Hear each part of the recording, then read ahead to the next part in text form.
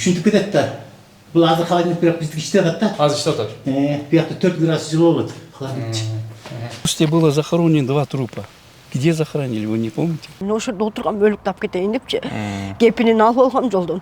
Труп забрали. Вот это ваш почерк. Забрали труп какого числа? Непонятно. Түзел алып келип, музейге коеюн дегенде, жер сүйлөсөм 50 000 деп айтты. 50 000? Кайсыл жердеги жер? Канттан. Канттагы жер 50 000 экенби? 50 000 деп айтты. Мен 5-нде вскрытие жасап атам да. 6-сында эртең менен көмүп салып атпайбы бир сутканын ичинде. Как это так? Не имеете права. Вопрос. Не надо. Вопрос, бир эле вопрос. Сиз көмгүлө деп айттыңыз беле? Это айткан эмесмин. А бул каяктан айтып атат? Ичинде көмүп атканда көргөн эмесмин, союп атканда көргөн эмесмин, эчтекесин билбейм. Фатма мырза, өзүңүз аралашкансызбы бул ишке? Жок. Бул ишкилер кайсы фактка таянып айтып атат? Эми бул жанагы Ким койгон? Ким койгон? Айтып атпаймынбы, ритуальный услуг койгон. Кан санитар мырза качып кетти. Токтобойчу. Качан? Жана. Ал качпайт эмне качат? Ошону чакырып берип коесузбу эгер уруксат болсо? чакырып берем. Норка келип берсин, биз ошол жактан жол. Ты не убегай, что ты убегаешь? Не хочу, что ты. Не надо, ты просто говори, что ты слово не можешь сказать, что ли? Ошол туура эмеспи? Сөз түрдө туура эмес. Бул макулдашуу Буларга ким жооп берет? Саламатсыздарбы, ардактуу көрүүчүлөр, бүгүнкү чыгарылышта бизге Махабат айым аттуу жаран кайрылып, ушул өзүнүн иниси маркум болуп, ушул Кант шаарына моргко түшкөн.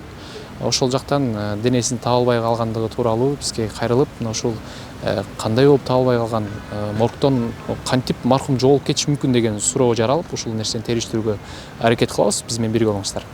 Саламатсызбы? Саламатчылык. Бүгүнкү жагдай боюнча сиз менен биринчи таанышалы кыскача. Андан соң айтып бересиз. Мен атым Ашмаа Махабат, Эркиновна, 81-жыл колум. Жалал Абад областынын Алапка районунан болом. Ошол бүгүнкү жагдай боюнча айта кетсем, менин иним Жунусов Бакыт 2 август күнү шаардан оор абалында алып келген үйгө. 9 чамасында канттын менин адресим боюнча кантка түшкөн реанимацияга. Анан 3 күнү воскресенье болгондо жумуштан чыгып барсам каза болуп калды деди. Понедельник келгиле деди. Понедельник келсем бул судмедэксперт Кубат байке документин алып кел деди. Документтин паспорту жок болуп атат байке. Эмне кылабыз десем, паспортун таап кел, сен паспортун таап келгенче ушул өлүк ушул жерде турат деди. Анан байке чын эле турабы десем, ооба турат деди. Сен документин алып келип, алып чыгып кетсең болот карындашым деди. Мен 6 күнү Жалал Абадка чалып, документин сураштырып, түндө алдырып, 7 күнү барсам, байке эшикте мен күтүп турсам, байке келип атып, карындашым келдиңби деле, десем, кирип азыр чыгамын деп баратса эле бир бала чыгып калды. Булар өлүккө келишиптир деп кирип эле, байке чыгып эле, өлүк жок деп калды. Деле кандайча деп мен да туруп калдым. Десем, тиги баладан ким көмдү, ким каякта өлүк деп кыйкырса, кече Рахматов Өмүрбек көмдүрүп салды деди. Канча күн аралыгында көмдүрүп коет ошондо? 5 күнү каза болгон? Мен 5 күн болсо мен 7 салып кетем деп келген. Анан ошол менен мен Рахматов Өмүрбекке кирдим. Кирсем, иниң көмдүрүп салды, курттап кетти деп айтты. Анан кандайча 2 күндө кандай курттап кетет? Билбейм, ошентип айтты, курттап кетиптир деди. Анан ошентип койду. Ал эмнеси ал, тиги эмне алып кетем десең, кастырып алып берем деп бир оруска чалып, экөө сүйлөшүп, туугандары келип ызылдап атат десе, четишебиз аны деп телефонду койду да, мени карабай койду. Чыгып кеттим. Андан чыгып алып, өзүбүздүн кантка, милицияга арыз жаздым. Аякка жазсам, алар макул карайбыз 10 күн ичинде деди. Андан чыгып алып 10 күн ичинде карай албай койгондо прокуратурага жаздым. Прокуратурага жазсам 20 күндө карап караштырып беребиз эжеке деп, ошо менен жок. Анан кийин мен требованием ушу инимди алып кетиш керек болчу. Эл катары жаназа кылып көмүш керек болчу. Прокуратурага канча жолу кайрылдыңыз? Прокуратурага тиги 1-2 жолу кайрылдым. Жыйынтык болдубу? Жыйынтык болгон жок. Анан баягы күнү прокуратура чалып мага келиңиз сүйлөшөбүз деп айтты. Мен барбай койдум. Мен эмнеге барам депчи. Арадан азыр канча убакыт өтүп калды? 7 август көмүлгөн. 2 ай болуп калыптыр. 2 ай. 2 айдан бeri жыйынтык жок эч кандай. Жыйынтык жок, эч нерсе жок. Негизи биз угушубуз боюнча ушул маркумду моргко койгондон кийин экспертиза болгондон кийин деле туугандар алып кетпесе көмгөнгө 1 айдын ичинде укугу жок деп укканбыз да. Жок, ошол бул байке айтты, сен алып кетмейинче, түшүндүрдү, керек болсо 1,5 айга чейин турат деди. Биз туугандарды издейбиз деди. Табылбай калса дейт 1,5 айга чейин. Анан уруксат берилсе көмөбүз, атак көмүлбөйт деди. Анан бул байкеге мен ишенип, жана кылып, ишеничти айткан, мен ишенип документин таап алып келем мен. Болбосо да ксерокопиясын алып келем, байке десем, таап кел карындашым, алып кетесиң деди. А мен таап келсем көм салыптыр. Чоң рахмат анда биз эксперт кылган агабыз менен жолугуп маектешке аракет кылалы. Буюрса баары жакшы болот апам. Анан мен айтып атам, мен кандайча барып айттым, мен кандайча көмөсөгөн мен отказной бербесем, же кагазым жок болсо, же подписим жок болсо эч нерсе. Мен бир тууганым болуп, мен жүгүрүп аткандан кийин, мен значит мен бир тууганым да жүгүрүп аткандан кийин дедим. Мен деле бир туугандарым бар, алардан ак болгум келет. Азыр кимди күнөөлүү деп атышат? Эми күнөөлүү деп мага жына кылган жок. Элдерден угушум боюнча Рахматов мен көмгөн эмесмин дейт. Анан бул байкени мен өз көзүм менен көргөм, менин көзүмчө кирген, менден кийин келген. Мен таңкы саат 7-де баргам, байке 9-да келген. Мен ошол жерде отургам, өлүк тап кетейин депчи. Кепинин алып алгам жолдон. Жакшы, сиз маркумду кайсыл жака алып кетейин дедиңиз эле? Мен маркумду деген ошол моментте мен ушул байкенин жаназасы менен коюп чыгарып эле, шартыма карап, эми үйгө келип деле мен деле эми билесиңер да ошо кандай болот. Анан түзөлүп алып келип мүрзөгө коеюн дегем да, жер сүйлөсөм 50 000 деп айтты. 50 000? Кайсыл жердеги жер? Канттан. Канттагы жер 50 000 экенби? 50 000 деп айтты. Анан бай жалдырып атып сүйлөшкөн, мен иштеп берем, мынакта айлыгым 3 айдык берет экен. Иштеп берейинчи, көм алайынчы десем макул деди. Анан мен алып кетейин деп келсем, көм салышып, анан барып туруп тигиле мени күтпөйт экен да. Анан кийин башка деле киши келген окшойт, эми мындан кийин отказ кылып салышты. Пропискаңыз кайсыл жакта сиздин өзүңүз негизи? Мен пропискам Кантта. Канттабы? Кантта жер ушундай кымбат бекен? Билбейм, жолдошум сүйлөшүп келди, сөзсө нарындыктардын жери 50 000 экен деп келди. 50 000 депи?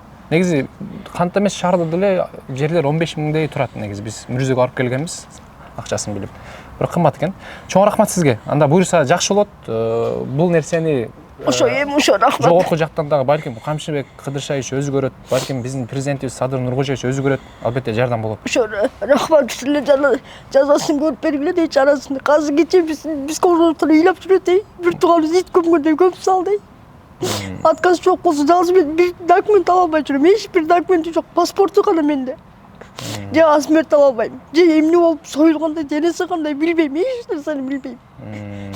Анан бул байкеге жалдадым, байке мен жүгүргөн кишим жок, эмне кылайын байке? Ушинтип эле калып калам, иним иттей болуп десем, жумуштан да бошобойм десем.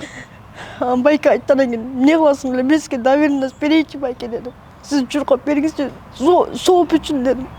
Мен колуңузду коюп берем дедим. Байке келип улам келет, кол коюп берем, ушинтип чыгып, улам келет, кол коюп берем. Макул, чоң рахмат эжеке. Биз байкебиз менен жолугуп, анда биз берүүбүздү уланталы. Чоң рахмат сизге. Ишиңизге ийгилик, буюрса баары жакшы болот эжеке. Ыйлабаңыз. Өзүңүз күчтүү кармаңыз эжеке. Силерден суранат элем, ошол чарасын көрүп бергилечи. Чоң рахмат. Биз жеткирүүгө аракет кылабыз эжеке. Чоң рахмат. Мен бир эле иним эмес, ошол качан ушул өзүбүздүн медиктер, ишенген медиктер ушинтип иштейт. Өзүңүз кайсы жакта иштейсиз? Бул жакта инфекционерде иштейт окшойсуз. Ооба, инфекцияга жаңы эле кирген болчу. Булар да бошотпой атпайбы, өзүм чуркайм десемчи, жаңы кирди istepчи. Макул эжеке, болду, ыйлабаңыз. Чоң рахмат сизге. Баары жакшы болот.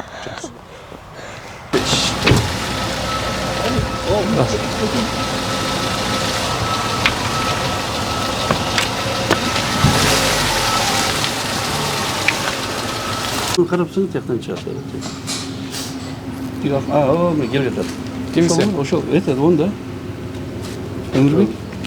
Где он? Уехал куда-то. На работе? Ну да. Ну, сейчас тогда пойдем. Ушко радио. Машина радио,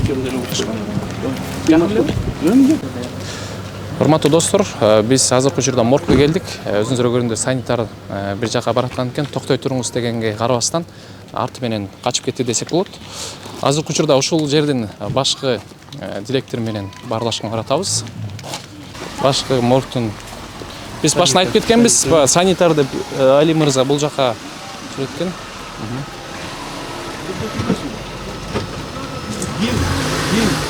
Каяктан? Токтобой кетти. Бул жака чыгып кетти дейт.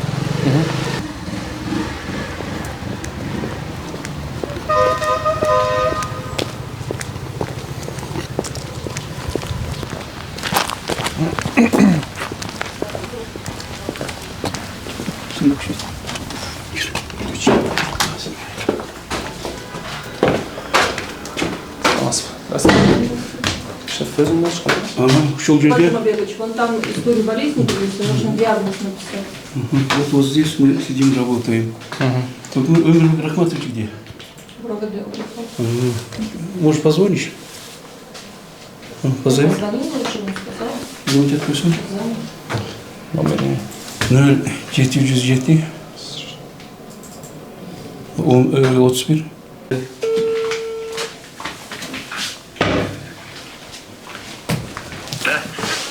Өмбек Рахматович, саламатсызбы?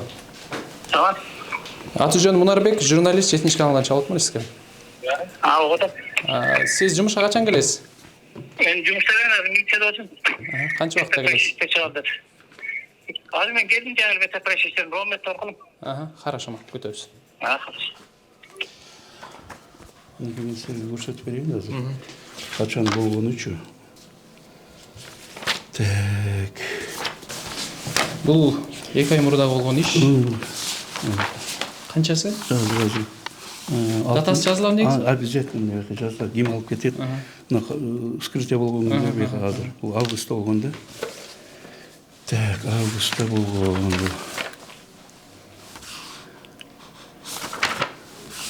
Мынакей, мына, вот экөө. Ушул, мынакей. Так. 26-сы 09 экен, Бул төрөлгөн, бул өлгөндүкү бул. Толугун күндөрү. Мына, муну вскрытие болгон 5 августта. Вскрытие болгон. Бактыбай. У вас есть разрешение на съемку? Это сюжет Да, есть. судебный? Чунусов Бактыбек Сейтбекович. Нет, посмотреть можно ваше разрешение на съемку? Это судебный журнал, это как бы тайна следствия. Нет, это не тайна следствия. Нет, ну мало ли Это не тайна. Вот, эти данные. вот как бы, смотри, это вот эта не запись, разглашено. она 9-го написала, когда уже захоронили, потому что у меня есть. Ну Она- захоронили 6-го. Нет, ты когда написала? 9-го? 9-го, Вот ну так. захоронили 6-го. Ты вообще-то имела право 9-го Да, писать, я да? написала Ага. 6-го, потому что захоронили 6-го. Скажи, разрешение кто давал на захоронение? Ты давал? Вы, наверное. Я давал, да. Ну а кто? Давай. Видели, да? Я же не написала, что Потом, захоронили почему я 9-го. говорю, вот смотрите, вот Кириллов деген экөө көмгөн да ошол убакта. Түшүнүңөр да? Без разрешения я вам больше не покажу. В смысле, вы давали, наверное, этот, да? Кандай, наверное, деп. Ну, у нее спросите, что за наверное. Я уж у меня полномочий нет такого. Да, у меня нет полномочий, я не захораниваю, я разрешения не даю на захоронение. Есть А кто заведующий, есть судмедэксперт, который вскрывал эти трупы, который дал разрешение на захоронение. Все. Бул жак сизге эле Эми ошондой болуп атат да, мында да, согласно закон боюнча бизде правила бар. Правиланы я сейчас силка карап көрсөтүп берейин. Правило там не более 3 дней. Ну ладно, давай. Немножко потерпи. Вот здесь правила бар, да? Правила проведены. Просто интерпретируете неправильно. Ладно, давай. Ты будешь. Более 3 дней. Все Это не правильно. значит, что после Правильно. 3 дней. Правильно. Ты вообще правильно говоришь. Вообще ты грамотная в последнее время стала, молодец. Накей. Мына жерден, мына жерден баштап, мына жерде турат, жазып атат деп. Труп дейт, булардын эмне кылып атканычы, в судебном медицинском морге не должен находиться более 3 суток деп атат. Подожди. После окончания исследования трупа, за исключением случая, предусмотренных в пункте 158-160, да? Что здесь написано 160-м? Вот здесь что написано? Продолжительность пребывания неопознанных трупов зависит от условий их хранения. но не должен превышать 10 суток. 10 суток, да? Да, вот смотри, дальше. В случае, когда труп не был взят для погребения, это в течение 10 суток после исследования, он подлежит захоронению и кремации коммунальной судебной городской районной администрации, если не было особо распоряжения лица. Да? Вот смотрите, дальше пишет. Вот здесь захоронение неопознанных, невостребованных трупов проводится по письменному предложению заведующего отдела. Это я не судмедэксперт, я просто судмедэксперт. Я не имею права этого делать. А место захоронения далее делается соответствующий запись, сопровождающий документ, журнал регистрации трупов в судебно-медицинском морге. Тартып алсаңар болады. Это закон. Это бізде правило. Бұл жердече 3 күн ішінде қармағанға болбойды деп атпайбы? Болбойды дегеннің себебі мындай да, бұл тура эле көп кармоо деп атат. Эгер кармасаң биз кийин көмүп салабыз дегени. Бұл жерде жазган жок да 3 күндөн кийин сен келбей турган болсо сразу апарып көмүп сала бер деп. Ладно, смотри. Эгер бул болгон күндө дагы да мен 5-нче вскрытие жасап атам да. 6-сында эртең менен көмүп салып атпайбы 1 сутканын ичинде. Как это так? Есть показания санитара, есть показания водителя, который забирал это тело. И он сказал, что, Кубат Джумабекович сказал, что захоранивайте. Если вы были против, почему вы не запретили тогда им захоранивать? Почему вы не вмешались, вы там были в этот момент? Вы могли сказать, что не имеете права. Вопрос. Не надо. Вопрос, берілі вопрос.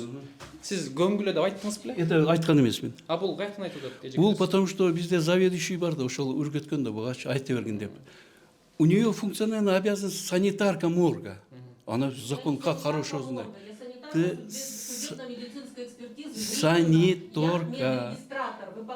Она является санитаркой морга. Из-за этого она должна была знать вот этого.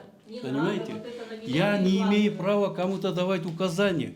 Вот смотрите, если родственникам я могу сказать, эй, забирай, да, могу сказать, да, я должен свидетельство о смерти давать. Как я могу позвонить кому-то сказать, приходи, забери труп? Кто-то должен, кто-то хоронил же. Этого я не знаю. Теперь вот видите, как вот она через 3 дня или 4 дня уже журнал заполняет.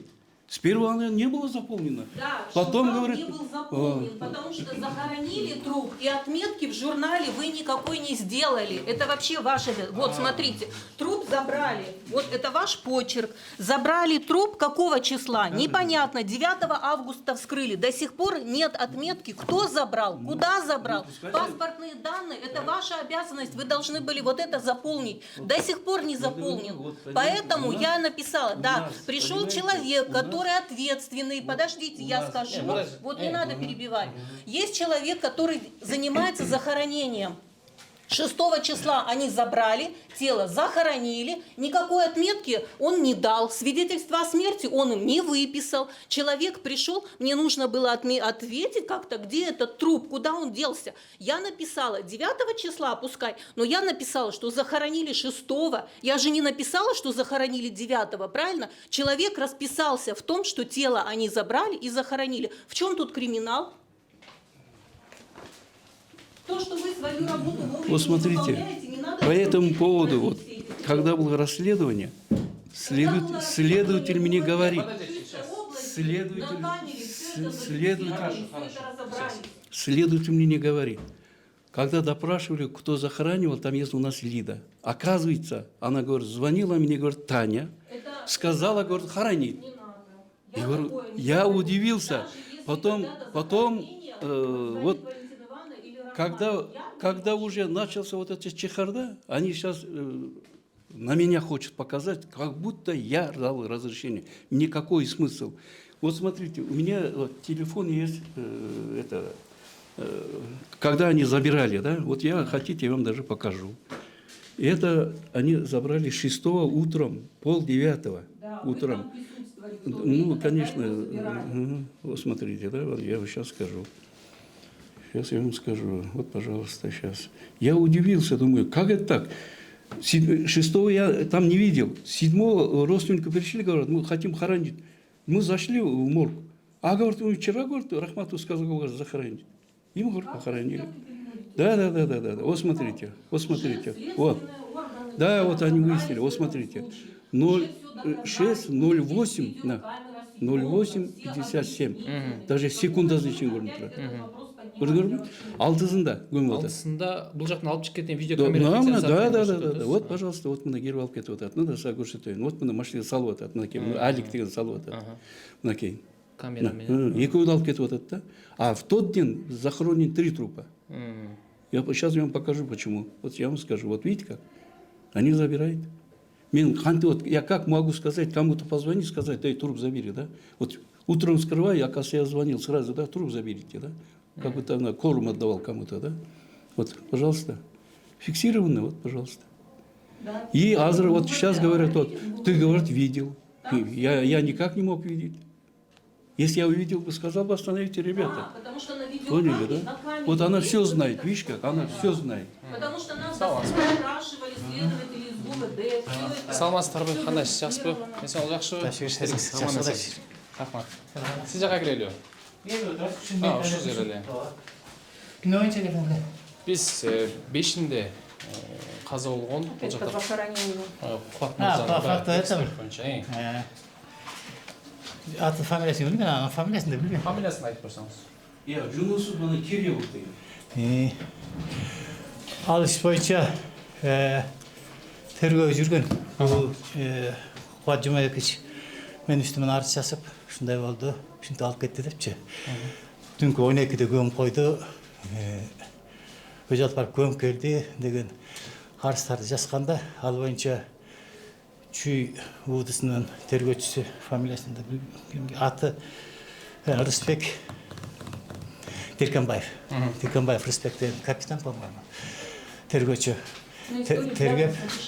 Подождите, я сейчас интервью даю. Рысбек Дерканбаев деген тергөөчү следствие жүргүзүп, өзү келип текшерген полностью. Проводил до конца. Берден камера бар эле, бизде дагы моргтун астында камера бар. Кто взял, кто давал, выдавал, бүт баары көрүнгөнчө бул киши жазыптыр. Мен түнкү 12-де келип, түнкү 12-де барып моргко көмүп, музейге барып көмүп келген депчи. Мен жинди эмесмин деп мен түнкү 12-де. Анан алып келип текшерип берден. Бул айткан мени келип берди депчи. Аерден камерадан көрүнүп бары, что он сам рядом находился. Этот санитарлар, моргтун санитары, жана көмүп келген капачтар, турту көмгөндөрчү, машинаны алып кеткендер, бүт бары объяснительный жазып берген, бул иши өзү уруксат берип, туугандары албайбыз деген да. Подождите, выйдите чуть-чуть, не надо с ним разговаривать, что это. Он специально делает. Жок, токтоп туруңуз. Отурер мен көзүмчө айтам. Наоборот, жер отурган. Көрдүңүзбү? Ушундай киши, мындай киши менен биздин иштешип атканыбызга сүйүнсөңөр. Анан мен эме по факту айтайынчы, ушуга көңүл бурган. Атайын бузуп атпайбы, чтобы мен эмоция калтырышым керек да. Анан мындай да. Ошол боюнча баарын текшерип кеткен. Анан текшерип көрүп, аерде мен эмес өзү болгону доказан. Бүт бар, өзү уруксат берген, өзү доказан. Ал боюнча мына кече эле муну өткөндөн кийин биздин прокуратурага да жазыптыр, кайрачы повторно арыз деп ошол боюнча. Ал боюнча дагы тияктагы Чүй УЗСындагы мурдагы отношения меня там же прекратили, эме жок депчи. Ошону кайра алдырып көрүп, текшерип көрүштү, то же самое ошол эле жыйынтыкка келишти. Казып көрүштүбү? Кимди казат? Турупту таба албай атабыз деп бүгүн эртең менен эжекесине жолуктук. Эми мындай ушул боюнча. Ушул боюнча Кас көрүшкөн көрбөгөн мен билбейм. Ал эжекесин дагы мен көргөн эмесмин. Вообще эжекесин дагы эч ким үчүн. Сизге жолуктум деп атпайбы ал? Мага жолукканда бул жигит дептер айткым келбейди. Бул мырза ээрчип келиптир магачы берге. Бир Радаманттын баласы мененчи анткени бул иши ушундай кылып сиздерди чакырып келгенде организовать эткенде ошондочу мен үстүмө бирдеме табыш керек эле да. Анан ал келгенде көмүп койду, сиздер алар мурда келип туруп мунун өзүнө да айтып, жанагы бу жерде бизде морг иштеген санитарларга да айтыптыр. Биз көмүп албайбыз. Муну кандай кылып көмсөк болот? Мэрия аркылуу көмсө болобу деген сөздөрдү, вопросторду коюптур да. Анан тигилер мага айтты. Мынакей көмүп албайт экен булар депчи. Анан бияка киргизип койдук. Биякта дагы мурун бир өлүп бар эле, орустун өлүгү бар эле депчи. Ошону мен кошо көмөбүз камын. Ана көмөрсүңөр деп гана койгом менчи. Токи Садыбек Нурсат менен көмгүлөм, ал скрытие кылган депчи. Анан тиги биз жанагы бир орус фамилиясын деле билбейм. Ошо жерге мэрияга заказ кылганбыз. Чтобы захранить уже чирип, анын үстүндө моргто иштебей турган холодильникчи. Уже чирип стеналарда курттар чыга баштады да, болбойт андайчы. Орустуку же кимдики курттап кетти? Тиги дагы чирип бардат ужечи. 3 күн болуп бардат да. Адам бир эле күндө көбүрөөк болот, бир түн жатпаса элечи, эгерде жакшы болсо, мындай условия болсочу, жылуу ысык болсо. Бул жакта холодильник өчүп калабы сиздерде? Өчүп калып иштебей калган, бир 15 күн, 20 күн иштебей калган. Анын дагы причинасы бар. Биз оңдотуп холодильник чакырсак, балдар мен анда окууда элем, отпускада элем. Бул ишиге балдар өздөрү чогултуп холодильникке мен барды презент эткем да, холодильник келип туруп, 9000 сомго жасап берем, 12ге жасайм деген. Анан 3000 берип туруп мурунчу балдар. Анан 9000ге жасап беребиз десе, 9000ди бул алып туруп, кайра акчасын бербей калат холодильникке. Ошону мен жасалбай туруп, мынакей биз жакында эле жасаттык. Анын акчасын дагы мына биздин республиканын начальниги келип бергечи, Касымов Сүйүн Жалтаевич келип, дагы комиссия менен келип берден бул кишиге айтып, эмнеге алып алдыңыз десе, алган билгендерди кылып алгыла деп койду. Докажите депчи, эми мунун чөнтөгүнөн акча түшсө эле бербеген ушундай кишиге эмне кылабыз? Ошо менен моргу иштелбей турган. Негизи кечиресиз. Адам экспертизадан өткөндөн кийин моргто жаткандан канча күндөн кийин көмүлүш керек? Кимдин уруксаты менен? Анан ушундай ушул тууралуу бир айтып берсеңиз. Туура. Мен азыр сиздерге доказан кылып эле китап аркылуу айтып берейинчи. Биз мына мондай экранга для информация, мондай нормативный акт менен иштейбиз, негизи экспертиза. Анан бу жерде мына 552 страницада экен, по-моему. Мен уже ошону окудум, муну окуп, ошо немеси менен разборка кылып атыпчы. Там поставить сошки катайын, ошону коюп койдум эле. Мындай сизди мындай экранга да чоңураак бир окуп коюңуз өзүңүз сыртыңыздан эле. Мына могу жерде 559-159. 159.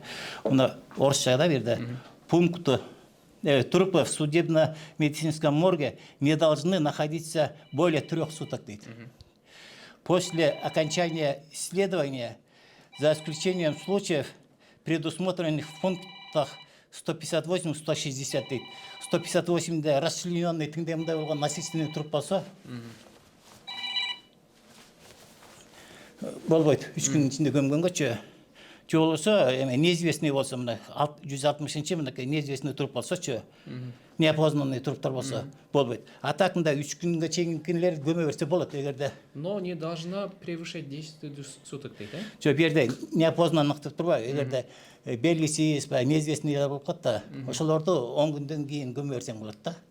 Ага чейинкилерди мынакей бу жерде турбайбы, расчлененный болбосо 10 күнгө чейин көмө берсең болот. Бу жерде мындай турбайбы, мына за исключением в пунктах 158-160 деп море көкөдө расчлененный менен неопознанныйларды көмгөнгө болбойт 3 күнүн ичинде. А бул опознанный бул өзү коюп, мынакей менде журналда мен диагноз турат. Канчанчы заключение мен канчанчы 5-чи канчада дейсиңер? Скрытие 5 августта скрытие кылгансыз, Катбайка? 5 августта экен. 08. Силердин келгениңер жакшы болду. Мен ушу бир журналисттер чакырып туруп мореке азыр. Ушундай кылып көрсөтсөм бе деп. Качыңыз. Так, 7. Дагы бир акча чыкканбыз. Мына Жунусов Бактыбек мынакей.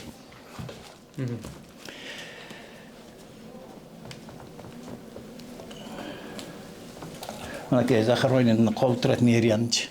Мынакей колу чоң жигит мынакей. Колу турат. Берки орус. Эми мо Захаронин хорошо, макул. Эми анын мүрзөсүн ким билет? Кайсызыра көмгөн жерде мүрзөдө чоңдор бар, эси хозяин бар да.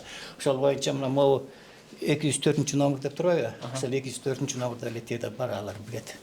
Жа көмгөндө да барып жазып коюшат 204 номер депчи. 204 номер. Аны издеп бере кереги жок. Негизинде эми бул привычный тийген турбайбы сиздерге жана. Биз эжеке сайтты барып таппай атабыз. Сизге да келип жолуккан экен. Анан жолуккан себеби мындай. Алар келип ошентип айткандан кийин бул иши организовать этти. Көрсө мен кийин сурасам бул иш айттыр. Болду эми тигер көмдүртүп койду, азыр мен силерге мунун үстүнөн арыз жазып бере турган болсоңор деп мен бул мага заинтересован да, мен арыз жаздыргангачы. Арыз жаздырып бере турган болсоңор, ошонун бүтүп кеткен чыгымын, жанагы малын сойгонун, чыгып көмгөнүн эстелигин мен кылып беришим керек экен. Мен эми келесем эмесмин да. Мен ошол жерде 42 жыл иштеп атам, анан мен бир эле өлгөндү чирейгенде көмүп койгон эмелерге мен эметпейм. Тем более биринчиден мен аны берген эмесмин. Ал менин өлүгүм эмес, мен сойгон өлүгүм эмес, мен Шадыбеков турат мунун өлүгү, бул сойгон өзү. Өзү уруксат берген, камерада турат, бүт баары доказан, тергөө боюнча полностью доказывать этти. Бул сантпесе ал тергөөчүлөрдүн үстүнөн да жасап алып жүргөн. Полностью доказывать этип, ошол дисктен мунун өзү ошол жерде жүрүп өзү аралашып жүргөнүн дискке жаздырып алышкан.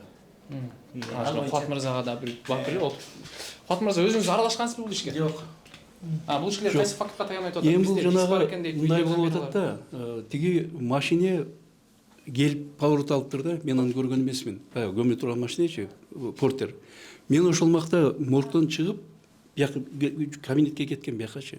Эми ошол жерде сен көрүпсүн деп ошону айтып атат да, как будто мен чакырган деп, ошон үчүн деп сүйүнүп атат азыр айтыпчы. Бул өзү айткан депчи. Мен аны көргөн эмесмин анычы. Мен 5-нде вскрывать эттимби? Мен аны менин полномочиям жок. Бул жерде өзү окуп атпайбы? Только заведующий чечет. Эгер ошол август убагында бул иштебесе, мага приказ чыгарат. Исполнять обязанность деп. Мен только ошондо аралашканга акым бар. А так только вот бул өзү чечиш керек. Бул өзү уруксат берген. Бул жерге келип жанагы биз эжеси менен кирип келгенде өлгөндүн. Бул сразу айтты. Тигиңер куртап кеттир, чирип кеттир, мен көндүрүп салдым деди. Ана тиги таң калып калды. Эмне деп атасың деп эшикке чыктык. Мен айттым, ушундай деп атат. Эмне кылайлы? Аны бар. Жаза турган болсоң бар, милиция бар, жаз дедим, барып заявление жазды. Заявление сиз жаздыңызбы же эжекеси? Жок, эжекеси жазган да зачем? Бул жаздырган да бул. Азыр мен айтып берем ким менен жаздырган. Мындайда ошондо бул киши негизи Радамант деген бизде ритуальный услуг бар. Элди ошо көмгөн боюнча обслуживать этип турганча. Ошонун балдары менен жакшы болмуш болуп, рахматтуу, мен фамилиям Рахматов Өмүрбек. Кетиребиз деп ошонун эжесин, ал эжеси отказ берип үйүндө тынч отурган эмен ошолор аркылуу алдыртып, ошол Радаманттын баласы Рустам деген бала менен алдыртып берди магачы берге. Берге келгенде ушундай болуп көмүлүп калдыр деди. А мен айттым, мен кечээ экөөнү көмдү деп аткан, ооба. Эми алар уже эскирип чирип аткан турбайсыңар, өзүңөр көмбөйбүз деген турбайсыңарбы десем. Ооба дегенде көмбөйбүз дегенче анан кайра адымай передомой элит уже көмүлүп калгандан кийинчи, уже 4-күнү келишти да, 4-3 күнү келишти. Анан уже көмүлүп калган турбайбы, биз кайра көмө турган болдук. Көмө турган болсоңор, пожалуйста, анда мен көндүрүп берейин деп анан мен ойлодум да, мен жеңил оюмчу, бул бакыштар кыргыз экен, колдорунда эчтеке жок, ушу көмө албайбыз деп жана мэрияны сурап жүргөндөн кийин эметпейт экен. Эми анда эгерде кайра алып барып көмө турган болсоңор, менин колумдан келген жардам ошол болсун, ошо көмгөн балдарга кайра кастыртып берейинчи дедим мен. Только мен жакшылыгым ошол болду, баягы адам бирөөгө жакшылык кылам деп кайра өзүнүн башына тиет го камчы, ошондой болдум да мен. Бул бакыштар эмеде акчалары жок экен, кайра бирөөнү жалдаса да акча кетет да кой. Бакыштар экен, мен ушуларга жардам берип коеюнчу деп. Анда мен кайра ошо көмгөндөргө эле кастырып берейинчи деген эле сөзүм болду. Башка мен аларды ичинде көмүп атканда көргөн эмесмин, союп атканда көргөн эмесмин, эчтекесин билбейм. Только ошол бала ээрчитип келип мага ушундай кылгандан кийин билдим. Андан кийин карасам эле эшикке чыгып барып, мен тигилерге айтып коеюнчу деп аткам да, анда силерге мен жардам берип коеюнчу, эме касып берсин тигүү деп чыксам эле, жана Радаманттын баласы Рустам деген бала тескери сүйлөп калыптыр. Мына көрдүңүзбү эми, өзүңүздүн кылганыңызды башыңызды менен тартасыз деген оңбой окуй. Мен анда мен өзүмө каршы иштеп аткан турбаймынбы? Өзүңөр каршы тура алгыла, мен көмгөн эмесмин, мен эметкен эмесмин, башка Шадыбектен сурап алгыла деп мен басып алып кетип калгам. Ошо. Анан мындай да. Эми мага бир суроо жаралды. Көрүшчүлөр да ойлойт, анан макул ал киши курттап кеттир. Эмне проблема болуп атат азыр? Кандай? Курттап кетип, аны апарып көндүрүп салдыңыз. Ушундай проблема создавайт да, эчтеке жок. Мисалы, Куат мырза, бул жерде эмне маселе болот, эң негизгиси? Жок, негизгиси мында да тиги туугандары келип туруп каякта деп атпайбы? Турупту таппай атпайбы? Турупту таппай атат. Бул мырза айтып атат, бул жерде номери турат, 204 номер деп. Аны апарып көрсөтсүнчү, бул билет болуш керек анда. Мен барган эмесмин, мен көмгөн эмесмин. Жок, сен ким койгон, ошону айтып койбойсуң. Ким койгон? Ким койгон? Кайым айтып ошол айтып атпаймын, ритуальный услуг койгон, аларды бүт допрос кылган Лидия Яковлевна деген ритуальный прославленный ритуальный услуг деп турат, Абдыраимов көчөсүндө. Ошолор алып барып биз ошолорго заявка беребиз, ошол алып барып через мэрия менен анын эмеси бар. Договору бар да. Ошол алып барып коет да, ошол көмөт. Биз ага көмгөнүнө дагы, койгонуна дагы, касканына да катышпайбыз биз. Бирден гана бизди заявка берип койсо ошону алып кетет. Туруптучу. Ошол. Демек биз ошолорго кайрылып тапсак болот. Сурасаңар болот. Кайсылар көмүлгөн? 204-үчүдө десек Жок, билет ага ошолор. билет. Номермен мына 202-нчи коюлган, 204-үчү коюлган. Мына 202-де экөө жана айтып аткан экөө ушул да 202 менен 204. 204. Ал порядковый номер ал журналда мен скрывать еткен. Аны ештің таппайсың азыр моргтан. Тиги кладбиштен таппайсың. Бұл жерде мындай болуп атпайбы? Бұл Лидаға звонить еттім деп атат. Өзі айтып атат да. Мен сізге түшүндүрүп берейин. Биздин правила боюнча biz мэрияга письмо жазышыбыз керек. Официально вот исходящий журнал бар. Печать коюп айтат. Бизде бир туруп жатат бул жерде дейт. Ошону көмүп бергиле деп письмо жазса, мэрия акча выделять этет Лида дегенге, эгер договор болсо. Анда келип Лиданын көрүп көмгөнгө акысы бар. 5-inde мен скрывать этсем, 6-ңгысы күнү эртең менен көмүп салып атат муну айтчы боюнча. Анан бул каяктан мэрияга барып жүрөт булар. Биз мэрияга барбайбыз. Мэрияга барасың. Качан жазып туруп? Андай эме жок, биз ошо Эмнени көрсөткөндөрүңүз? Жок, мен башка иш боюнча. Биз жанагы ошо тигинин договору бар да, ритуальный услугтун, биз ошолорго эле заявка берип коебуз. Айтып, мына бизде 2 туруп бар. Эме кылсак, ал анан мэрияга эме жасат. Правила боюнча ушундай, закон боюнча. Эми алардын договору боюнча биз ага звонить этебиз, бизде 2 туруп бар, ошол жерге алып барып көмүп коюшуңар керек десек, ал биздеги мо данныйларды алып, бизден свидетельство о смерти выписывать этирип алып, тияка өткөрөт да.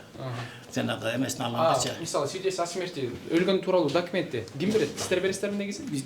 Мына бул бериш керек, мына до сих пор он не выдал еще. Бербей жүрөт. Мага арыз жасам деп бербей жүрөт. Негизи биз ошол эле күнү беришибиз керек. Арызды, то есть свидетельство о смерти өлгөн күнү жазып коюшубуз керек. Орус алабы, Лидия алабы, захоронениеге алабы, же туугандар алабычы. Мисалы үчүн мен бүгүн мынакей сизге бир показания. Бүгүн эле сойдум мынакей 7-синдечи, 7-октябрда. Мен уже мына справка жазып бердим, свидетельство о смертичи. Эртеңке калтырганга болбойт. Эми дагы силерге эме кылайын, мынакей.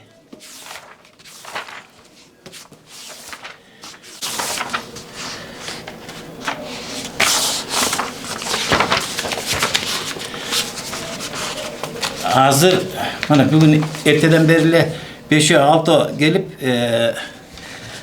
свидетельство о смерти ала албай атабыз. Уже 10 күн болду, 20 күн болду дегендер келип бул иши жазып бербейт баарын. Мына көлдөн 10 күн катар менен келди. Ушу бир справка үчүн тоңдон келген элестетиңиз. Бул өзүнүн баасын көтөрүп эле такыр бербейт. Жумушта да болбойт. Мынакей. Мына кел, могу тартчы инем. Мынакей бирде бети мына мондай көрдүңбү, актай полностью. Бул иштеген жумуштун баары мондай мына. Мына мондай актай. Мына. Бул жерге эмне жазыш керек? Эмне отуруш керек бул жерге? Справкаларын жазыш керек да, анан жана заключение чыгат да, заключение бер. Ошолор толтурулат. Мынакей мен мисалы үчүн бул мына бүт эле Шадыбековдики да. А могу мына мисалы үчүн могу меники бүт Рахматовдики мына. Мондай болот да мына. Мына мондай болот. Муну болсо алып кетелек. Ошон үчүн эме болот. Көмөбүз, муну да көмдүрбөй убакыт келдик. Токтоп туруңуз. Могу көмөлүк деп атпайсызбы? Кайсы күн союлуптур? Я, бул менен кече эле союлду. Кече эле союлуптур. 28. 28 болсо бүгүн канчасы болуп калды? Бүгүн 7-си. Демек, 10 күн болуп калды. Эми 10 күн өткөндөн кийин эме кылабыз. Бул бесхозный. 10 күндүктөр турат. Турат? А свежелерди көмүп салып атат. Бул бесхозный, туугандары жок мунча. А тигин туугандары бар, келип туруп биз көмбөйбүз, отказ кылабыз деген. Туугандар болсо. Мына көрдүң мен меники бүт бар толтурдум. Түшүнүктүү. А бул ичиники мына бирөө бирөө толтур эмес. Мындай. Мынакей, кел, көчүрүп. Көрдүк, тарттык, толугу керек. Менин сөзүмө түшүнүп берейин. Ушул туруп боюнча түшүнүп берейин, Жунусов боюнча. Тиги карындашы келди вскрытиядан кийин. Мен айттым, справканы алыш үчүн мага паспорт керек дедим. Почему? Почему паспорттун ННН керек. ННН болбосо муну компьютерден аны чыгара албайбыз. ННН бериш керек. Мен айттым, макул деди. Паспорту жок экен, таап келем деди. Эртең таап келем деп кетти. 7 күн эрте менен келди. келіп эле мен мурда турсам айтып калды. Паспортун алып келдим деди. Макул дедим. Азыр жазып берейин деп. Мен сразу эле моргка кирип санитарга айтайын дедим. Даярдай бер, алганы келиптир деп. Эми айтасың да, туугандары келди деп. Санитар сразу айтты, кече эле рахмат көндүрүп сал эртең деп. Ошондо таң калдым да.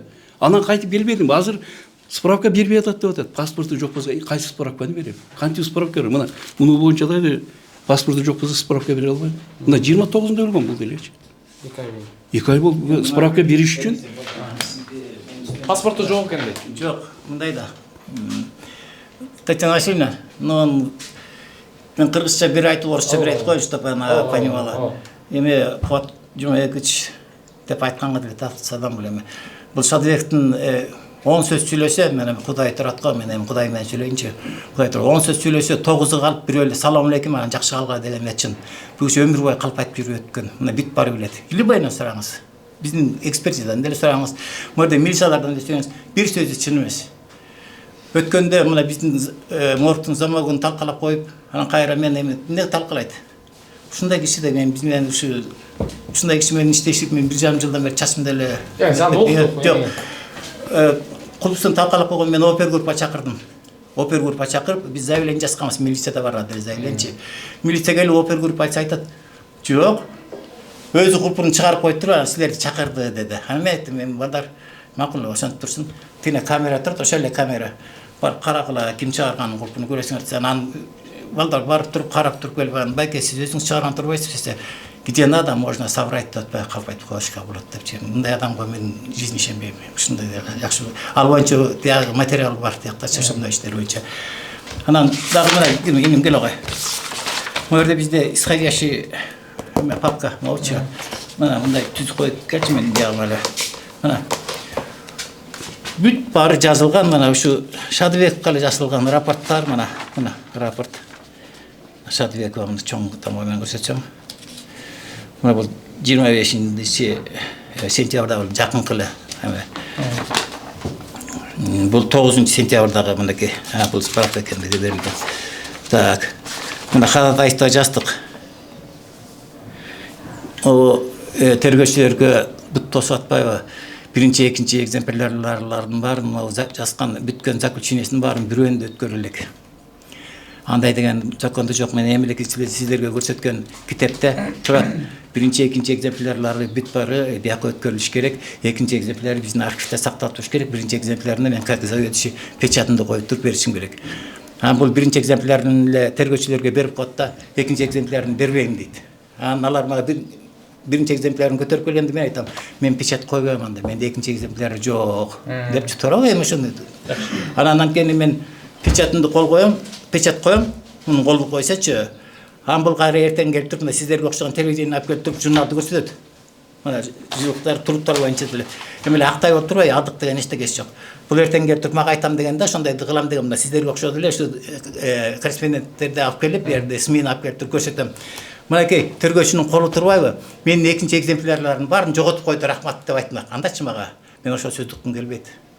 Болбогон жерден баягы жебеген самсага мен күйгүм келбейт да. Мен ошону мен печат баспайм. Мынакей ошол боюнча по этому поводу бу жерде мына чоң тартып биякта. Мына Жалаптын баары эле мына фамилия Шадыбековго жазылган бүтүрө. Мына көрдүңөрбү мына. Бул августта жазылган мынакей.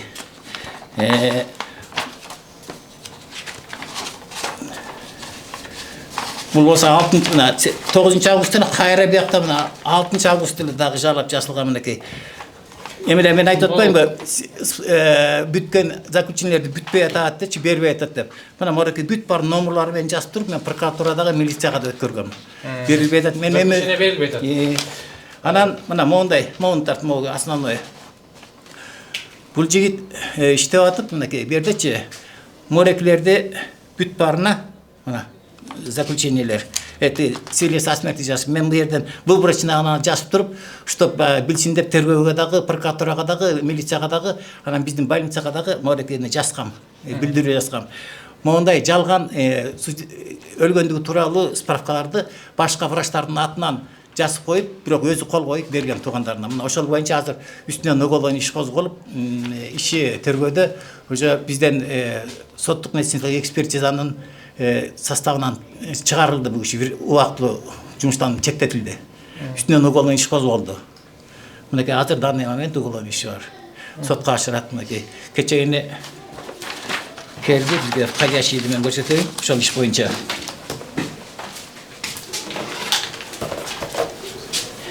Мынакей соттун чечими чыкты. Багы.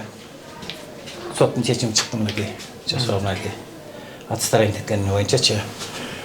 Как раз ушул сиздерге могу көрсөттүм го мындай. Ушулар иш. Анан иштеген ишинин баары жö гипердиагностика, жö ашырып жазып коет степень тяжестинчи. Жö жок кылып коет. Ушундай. Аны мен буга ишенбейм да, буга недоверие да. Камерам топ калды.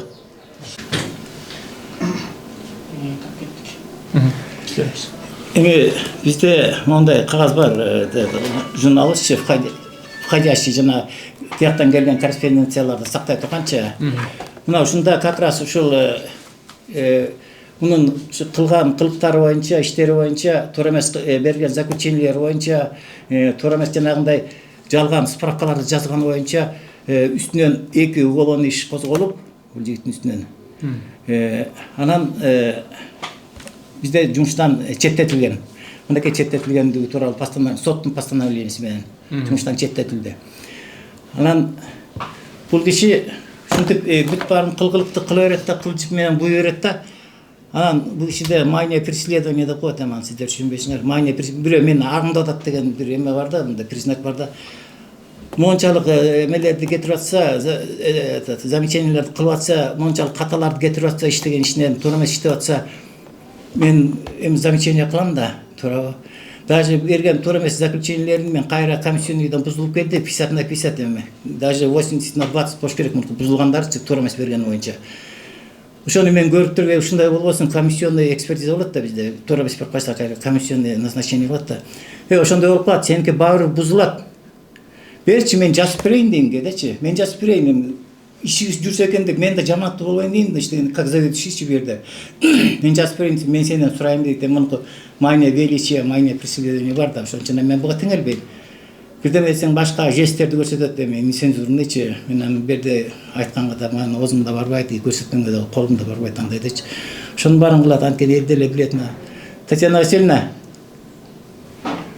здесь что, какое замечание ему делаешь, он вообще все не воспринимает же, правильно? Вот доказательство. Скажите пару слов по этому поводу. Что говорит? Он вообще сказал, что я никого спрашивать не буду, когда начинаешь говорить, что где-то какая-то ошибка. Хочешь помочь человеку, а он говорит, я тебя спрашивать не буду, ты тут никто, ты тут права голоса не имеешь, и вообще я сам знаю, я сам отвечаю за свои. Ну, пусть отвечает. Өзүнүн сурайлы. Комментарий кандай берет бул ушул сөздөрүңүзгө? Куат мырза. Мында да бул силер келген жумуш боюнча бул отношениясы жок да. Бул азыр мен сүйлөй турсаң эми кичине бул тартибиң болсун да кичине. Эми мени каралып эле атат. Жалыптын баардыгын аргазып өткөн ушул да. Потому что карасаң эле рапортты жазган ушул жазып атат. Кол койдургандар ушулар да. И Татьяна Васильевна, у нас санитар морга, мне дают указания. Тяжесть, говорит, тяжесть, экспертизу, говорит, вы неправильно определяете. Я хочу, говорит, вам помочь, понимаете? А согласно закону, там четко написано, только эксперт отвечает. Неправильно дал, правильно дал, это я отвечаю. Ну, это санитар мозга или какой-то заведующий, или какие-то начальники указания давать не имеет права. Ну, бизнес законы жазып турат, жана азыр окудуңар го. И УПК-да ошону жазып турат да. Эксперт өзү жооп берет. Мен өзүм билем. А буларга ошентсең, это, видите, бул заведующий да, буга мен илип турушум керек да. Ой, шеф. Андай, ну, пожалуйста. За это время многие правила поменялись, где-то в оформлении, где-то еще что-то. Вот как журнал заполнять. Он этого тонкости этих не знает. Ему хочешь подсказать не то, что я ему требую. Вы неправильно написали, напишите вот так. Я ему говорю, вот нужно вот так делать. Если там потерпевшие принесли заключение невропатолога, по одной записи невропатолога мы сейчас степень тяжести не оцениваем. Нужно 2 или 3. Вот я ему определяет, видите как? Я не определяю, вы определяете, но я вам подсказываю, что мы по одной записи раньше делали. Сейчас нужно 2 или 3 записи сделать. Я не указываю. Кто это сказал? Я вам... Где написано? Скажи. Вот я вот не знаю, где это написано. Это распоряжение нашего руководства. Ладно, этот, мына көрдүңүзбү, мындай сөз берет, где написано, бул Татьяна Васильевна айткандай, иштебей жүрүп келип, жаңы иштеген. Бул баягы бүт илгерки эме менен иштеген да. Илгерки эме азыр бизде көбү алмашылган, мындай эмечи, нормативный актачы. Анан бул иши ошо илгерки менен эле иштеп жүргөндө, анан ошон үчүн туура эмес определение бергенде даже мына бул негизи медрегистратор, дейлер жөн эле как санитарда болгон, а так он медрегистратор, ана бүт мореки журналдарды биз жазган заключениелерди печать этип, мен диктовать этип берем, бул печать этип турат. Бул тигинден жакшы билет, тетяжестик, туура эле айтат. Тиги даже находит ошибки, и мне подсказывает, вот Жомойкович мондай кылып жазып коюп бер дегенде күлөбүз кайра. Даже сенин знанияңдай, у него нет знаний депчи. Ана эми ушундайга азыр бул мойнуна албайт, ушуну бирөөнө. Анан могу сөздөрдү уктук. Бириңиздерди. Эми акыркы эле суроо болсун, ушуну мен бүтүрө эле. Тиге жеке келди. Маркумду алып кетейин деп. Келсе жок. Сиз айтып атасыз, бул жак уруксат берген өзү. Бул жак айтып атат, мен жок болчумун анда. Мен скрытие кылгам, бирок келгенде таппай калыптыр өзү дагы. Бул только калып сүйлөйт, мен айтпадымбы. Только бүт калып сүйлөйт. Мен бул ишке мен 200% ишенбейм, бир да сөзүнө ишенбейм. Анан ким апарып макул көмгөндө деле да. Анан тиги эжек айтып атат, мен барып кайсыл жерде таппай атам Мирзөй Керипчи. Анан сиз номерди айттыңыз. Анан эжекке келгенде ушул жака көмүлдү, ушул номерде табасыз деп мындай. Андан кийин баша келген жок. Жөн эле булар менен жүрөт. Милицияда жүрөт, прокуратурада жүрөт, мага баша келген жок. Канча жол келди эже? Бирге жол келди сонда. 2-3 жолу келди. 2-3 жолу келди. Бул сразу айтат, мен билбейм деп коет, бар Шадыбектен сура деп атат. Мен көмдү деп атпайбы. Мында да бизде правила бар. Дагы айтып коеюн. Лидаға звонить етіп ешкім айта албайды, мұны көміп қой депші. Бізде бесхозный болгондон кийин официальный письмо жазылат мэрияга. Мэрия официально акча бөлүнөт. Мэрия официально акча бөлдүрүп, кто будет карайын деп акча которот. Ошондон кийин келип турупту көмөт. Анан мындай болуп атпайбы? 5-inde мен эртең менен скрыт айтсам, 6 күнү эртең менен даже бир суткага жетелекте бул көмдүрүп салып атса, каякта мэриянын, каякта Лиданы айтып атат деп. Улардын бир какой-то договор бар да, мен биринчиге таң калып атам да, ошол күнү 3 туруп көмүлгөн. Экөө бизден көмүлгөн, анан дагы бир туруп бар да. Назар бар көрсөтөмбү ошол. Предварительно каерде экенин мен да точно билбейм. Ошолбу, ошол эмес экенин билбейм. Өнөк мырза, санитар билет да ким айтканын? Ким чалганын мисалы? Ким алып чыккан ошол маркумду ошол күнү? Кайсы санитарыңыз алып чыккан? Азыр эле иштептин санитар алып чыкканда. Ошон чакырып камерада ошол азыр мурттун деп алып чыгасыңар болот. Мокко барсак болот. Эме мындай да негизи бул айтат го ушинтип анан келип анан эме биз көмөлү дегенбиз, кайра көмөлү дегенбиз. Андай жөнүндө сөз чындын айтканда, муну айткандай эмес, андай жөнүндө сөз жок бу жерде. Алар көмгөндөн отказ беришкен деп санитар да айтып атат. Бул өзү да айткан санитарлар. Они отказываются депчи, ты санитарга да айтып, они отказываются захоронить депчи. Анан эми биз барбыз мына мен деле кыргызмын, баарыңар эле кыргызсыңар. Биздин даже мына бирөө туугандарым, жакын туугандарым да алыста каза болуп калгандар. Эми көрүп атпайсызбы? Тияктан өлдү, бияктан өлдү, анан коюлуп калыптыр дегендерди касып келип атпайбы? Намус үчүн. Ушул жерде турганда мына канча ай болду? Августта, в августе да, по-моему, было это. Августтан бери мына август, сентябрь, октябрь, 2,5 ай, 3 ай кетти. Намысы бар неме көмөтүп ата. Бул просто эле могу Шадыбековдун эле организация эткен эмеси менен ушундай болуп атат. Рахмат. Анан акыркы суроо кечеки эле ушул иш боюнча кайра повторный арыз жазып прокуратурага мен кечээ эле суралып келдим ушул иш боюнча. Точно ушул сиздердин келген иш боюнчачы. Ал иш боюнча дагы жана айтып атпайм, тияктан алдыртып, документтерди алдыртып, дискти алдыртып көрүп туруп, даже кайра мунун өзүнүн үстүнөн за ложный донос деп иш козгойбуз деп жатат. Түшүнүктүү. Анда биз жана моргко токтогонбуз жанына. Ошол күнү ошол маркумду алып чыккан санитар мырза качып кетти. Токтобойчу. Качан? Жана. Ал качпайт эмне качат? Ошону чакырып берип коесузбу эгер уруксат болсо? Моргко келип берсин, биз ошол жактан жол алалы. Рахмат.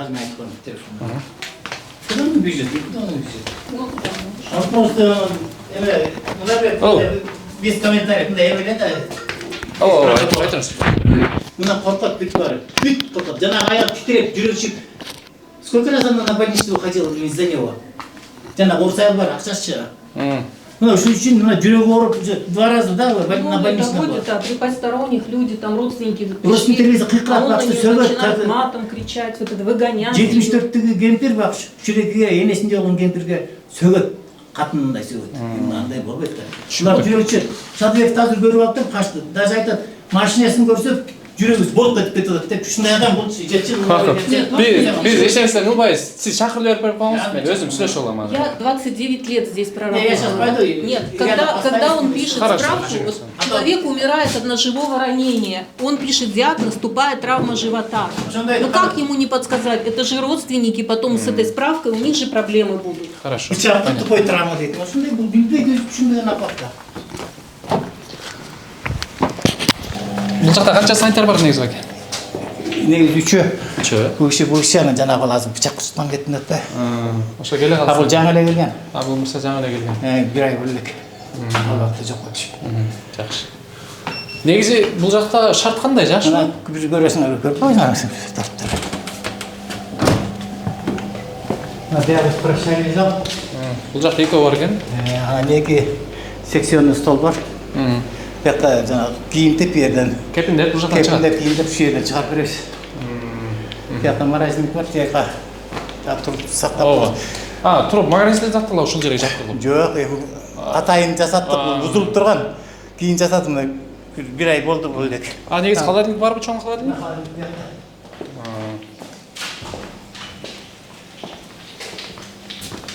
Ичинде. Холодильник бузулуп калат экен да. Ана бuyakta маны көрдүм да, чибирде жана мен айтканча маны көмдөш керек мынакей. Ушинтип кетет да. Бул азыр холодильник бирок биздики иштеп атат да. Азыр иштеп атат. Бuyakta 4 градус жылуу болот холодильник. Азыр бир эле маркум бар окшойт. Жалпы, э?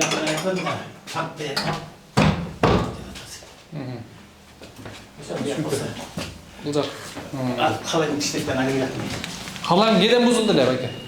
Эми холодильник утечка болуп жана фреон бар. Көрсөтү радиаторунда 4-5 жерге тешиги бар экен да. Анан жаматалы деп Канча күн турду? Оңдолбой. 2 айдан ашык турду. 2 айдан ашык турду. Ал убакта канча сактап аттыңыздар маркумдарды? Сразу алып кетип атты, анан болбогон жанагындай көрбөйбүз. Жанагы ошолго туш келип калды да. Срочный болупчу. Уже көгөрүп муну моңдой болуп баратат. Эми ушул жерде иштеп атып, ушулар жыттап атпасыз да. Азыр бул жакшы холодильник иштеп мында жатат. Бу жерде жыт жок. Анан бой болгондо бу жерден стенада уже эмеле болуп калды да. Туура түшүнсөң. Түшүнүктүү.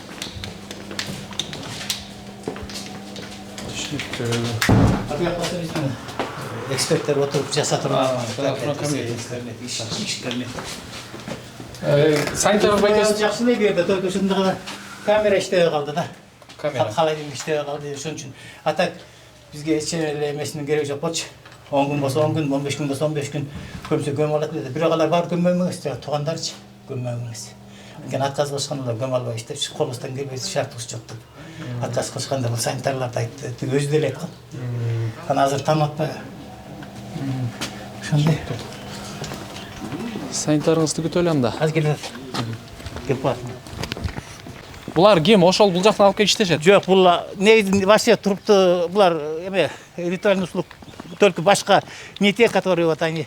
Ты этот Вадим, ты не убегай, что ты убегаешь? Не хочу, чтобы Ну не надо, ты просто говори, что ты слово не можешь сказать, что ли? Я не хочу, чтобы меня слышали. Вот которые самые захоранивают бесхозных трупов. Могилу можно найти? Ну да. Все, разговор, вопросов больше Ушулардан нет. тапсак болот экен да. Негизи тияктан эле силер кладбищанын старшийи или смотрящийи бар да, аяктачы. Ошондон эле сурасаңар көрсөтүп берет, анан бул жөн эле апыртканын апыртпасын ишене алып эле. 204 номердеги барып ушул могиланы таап бер десек таап берет. Болду, түшүндүктү. Фамилиясын деле айтсаңарбы? Жунусов дейби? Жунусов деди го мен. Ал жака катталат турбайбы ал жактан кирип атканда? Түшүнүктүү. Анын сөзүнө ишенсең, о. Мен дагы сизге түшүндүрүп берейин. Ал боюнча мэриядан билгем. Регистрация жок.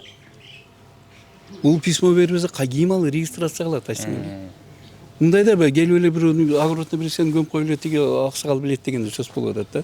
Ал жерге обязательно регистрация болот. Бул тиги жакта письмо болуш керек регистрация. Анан келип аналар столбону коет. Мына жана крестти коет. Мына бул жерде 204 205 экенин. Ал жерде эч ким билбейт азыр аны. Кайер деген ешкім билбейт. Скорее всего, ал жерде башка туруп жатат. Бул турду башкага кетирген. На месте бар сурагыла да. Бул калптын сөз. Барып көрөлү ошол жактан, Калптын сөз Калп эле. заблуждение болуп каласыңар да. Мен тергөөчү эмеспиз, бизчи. Заблуждение болуп каласыз деп Ооба, туура айтып атасыз. Тияктан сураган Күнде эле компетенттүү эмес, ал койгон боюнча өзүнүн экспертизасын жакшы билбейт, анан аяктан билет. Экспертизаны жакшы билет аял булчу. Мен сен да караңдар жакшы Кечинде билет. уктап турганда сразу экспертизаны айтат Сразу ушундай. айтып берем. Моргко жатат күнүнө. О, моргко жатам, билем, айтып берем. 42 жыл иштедим эми, кантип билбейм. А бул болсо 15 жыл иштеген эмес. Илгерки менен жүрөт да деле. Илгерки эле боюнча. Ошондо азыр аябай өзгөргөн аерде. Уят болуп калат да ошон үчүн. Экспертизасынын баары где-то 80% туура эмес болду, бүт бузулду. Ана Мидас Саврай азыр милиция барып сурасаңар, прошады бербе. Кандай экен айтып берет. Начальник следственный отделга келип Азыр айтсаңар. келип калды. Бир чалып коюш. Чалым келди. Ал бергенде показания деле берген. Тергөөдөн деле сурасаңар болот азырчы. Бул азыр бычактарын курчутканы кетиптир да. Бычактарын курчутканы Аябай копало бычагын курчуткан. Биз токтоңуз десек токтой койгон да. Ошого. Мен да курчутуп койгула бычак деп скрытие кылып бүттүк деп жер көрсөтпөдүм. Бир скрытие кылгандан кийин обязательно курчутулат да. 4-5 эмеде. 4-5 дегенби? Адамдын терисинде эме жок да. Батмак койт. Калың да адамдын териси. Эң калың адам териси. Түшүндүм. Анын үстүнө жана сөөктөрүндө кечет да жана төштү эметкенде. Курчушкун чагында ма койт да. Келчи бияка. Чечине сурасыңар. Бул жактан эле. Мактама жок сурасаңар. Бат мырза келсеңиз. Айтып койчу баягы. Ассалам алейкум. Көмүлгөн туруп Кандай жашпы, ден соолугуңуз жакшыбы? Айтып эле айтып эле бул иштерге кетти. Мен мындай эле турайын сен. Ооба. Эмнени айтайын? Берет тура берет. 5-6 күн алып чыгып кетет ошондо Бат мырза. 6 күнү эрте мененки. Скрытия 5-inde келген экен бул жака чыгып, ал күнү скрытия болгон, 6 күнү көмүлгөн экен. Ошол суроо. Сизге ким апарып көмүлгөн деп кимиз айтты? Шадыбек. Туугандар албай Шадыбек Бат мырза, Ооба. Бат мырза айтып атат, мен келип таппай калдым деп, мен айткан эмесмин деп. Сизге телефон аркылуу айттыбы же кандай айтты? Жок, мына ошол жерден сүйлөшүп турганда эле айткан. Тиякты көмдүрөлү десе, тиги менен тигин да кошо көмдүрүп чыгабыла деп. Өзү айткан. Ошондо апарып көмдүңүздөр, Сиз болгонсуз ошол күнү, Жок, биз чыгарып бердик, көмгөндөр башкасы да. Бат мырза, сиз айткан экенсиз, ушул жерде сиз болгон дейт. Жок, эми жомок айтып атат да. Мен антип айткан эмесмин. Айтканга мен акымда жок көм сал деген дегенчи. Ал эми ит эмес да бирөөдү көм дегендейчи. Бул жерде правиласы бар да. Правиланы, по-моему, көрсөттү, Только заведующий имеет право. Заведующий письмо жазыш керек мэрияга. Мен дагы кайталап коеюн. Мэриядан уруксат акча выделять этет. Анан көмө тургандарды чыгарат. Анан көмөт. Барган жерине көп кол кагаз. Эми ушундай да. Айта берет, потому что правила менен иштегенди билбейт, правила иштегенди билбеген үчүн мына сиздерди алып келип атат бергенчи. Түшүндүк. Өзү берген, мына баарын Бири-бириңизге келишпейт экенсиздер. Эми бул жерде тергөөчү тергесин, тергеп бүткөн уже бул иш боюнча. Тергеп бүткөн. Ким күнөөлүү экенин даже аныкташкан аларчы. Азыр мына прокуратурага барсаңар, точносын билесиңер. Хорошо, түшүндүк. Чоң рахмат сиздерге анда. Чоң рахмат сизге. Ахан мырза, чоң рахмат сизге. Көрүшөбүз. в августе было захоронено 2 трупа. Где захоронили, вы не помните? Ну, можно по журналу посмотреть. Там номер 204. Это безымянный? Да. Безымянный это не ко мне, к Лиде надо. Лида. Все ясно. Лида Вы отношения у вас не имеет, да? Не, я только... Вот, безымянный у нас Все. кладбище. Где это безымянный? Можете посмотреть? Покажи. Потому что, вы помните, 2 трупа ищем, не можем найти. Вот это или вот это? Вот эта вся полоса, это Полоса, все да? безымянная. Вот смотрите. Вот это в августе. Вот это, в вот, августе да, было вот похоронено. этот, вот 3 трупа здесь захоронено. Вот это и вот 3. Вот тут. Да. Бул жерде бирөө, бул жерде жок экен, Бул жерде бирөө, бул жерде бир, мына 3-өө. Что было? Ол айтып атпайбы 204 барсаң көрөсүң деп. Мына көрсөң. Где 204 там номер? Они туда закапывают вместе. Вместе, да? У них есть эта картотека у Лиды, а закапана там бутылка и номер. Все ясно. А снаружи ничего нету, да? А снаружи... Сейчас я вот... По идее должен быть, правильно? Да, По идее. сейчас я вот приберу чуть-чуть и буду снаружи вот кресты ставить Да, и правильно. таблички Да, прибивать. это правильно. Потом по закону так Ну считается, да. Она мне отдаст картотеку, и я буду это. Вот этот чей труп тогда бесхозный? Третий. Ладно, мы 8-го, 6-го хоронили 2. И там еще 3-й лежит.